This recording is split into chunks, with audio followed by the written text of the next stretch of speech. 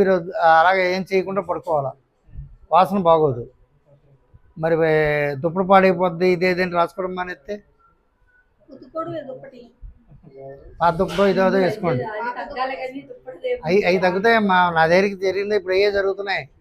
అందుకే నేను ముందే క్లియర్గా చెప్తున్నాను, వాసన బాగోదు, ఇది రాసుకుంటే నాకే నిద్ర పడతలేదు అంత ఒక అమ్మ. మరి నేనేం చేయనమ్మా, దానికి తగిన వైద్యం అది.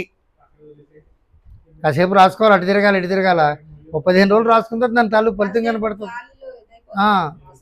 శరీరాన్ని పట్టేస్తుంది, వాసన కూడా ఇదైపోతుంది ఉంటుంది.